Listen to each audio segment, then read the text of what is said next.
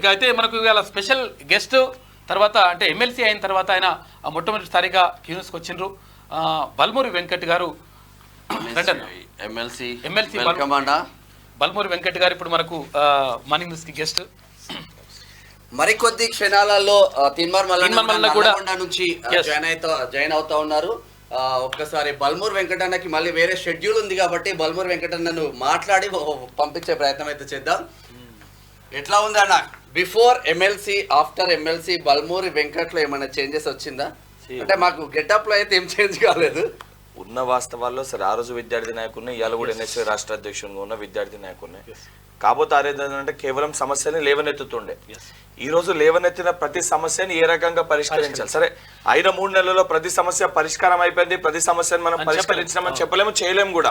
ఎందుకంటే 10 ఏళ్ళలో వాళ్ళు మోసం చేసింది. సో ప్రతి సమస్యను కూడా ఈ రోజు అడ్రస్ చేస్తూ, ఇప్పుడు మీరు ఇంతకుముందు జియో 46 అంశం మాట్లాడారు. ఈ అంశాన్ని మొదటికెళ్ళి కూడా ప్రస్తావించడం జరిగింది. ముఖ్యమంత్రి గారితో మాట్లాడి ఎంటైర్ కమిటీని కూర్చొని మాట్లాడి ఆల్రెడీ దానిపై డిస్కషన్ నడుస్తుంది. ఇది గత ప్రభుత్వం చేసిన దుర్మార్గం. ఇది కేసీఆర్ ప్రభుత్వం ఉన్నప్పుడు జియో 46 ని క్యాన్సిల్ చేస్తామని చెప్పి 100% కాంగ్రెస్ ప్రభుత్వము చాలా మంది కాంగ్రెస్ నాయకులు మాట ఇవ్వడం జరిగింది. మేము కూడా మాట్లాడడం కాదని చెప్పట్లే, కానీ వాళ్ళు సెలెక్షన్ లిస్ట్ అప్లోడ్ చేశారు. సెలెక్షన్ లిస్ట్ అప్లోడ్ చేసినప్పుడు ఏ ప్రభుత్వానికన్నా కానీ సెలెక్ట్ అయిన విద్యార్థులతో పాటు మిగిలిపోయిన పోస్టులు ఎవరైతే అదనపుగా నష్టపోతున్న విద్యార్థులకు న్యాయం చేయాలని చెప్పి ఒక దృఢ సంకల్పంతో కాంగ్రెస్ ప్రభుత్వం ఉంది. మన ప్రభుత్వం 100% అదే కోణంలో ఆలోచిస్తుంది.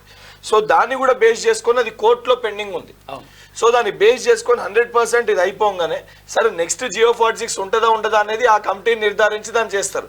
కానీ ఎగ్జిస్టింగ్ స్టూడెంట్స్ కి కూడా అన్యాయం జరగకుండా చూసుకునే బాధ్యత కాంగ్రెస్ ప్రభుత్వం అనేక సందర్భాల్లో వాళ్ళకి చాలా మంది విద్యార్థులు ఇదే ప్రశ్న అడుగుతున్నారు. మాట ఇచ్చినాం 100%. ఏమంటున్నారంటే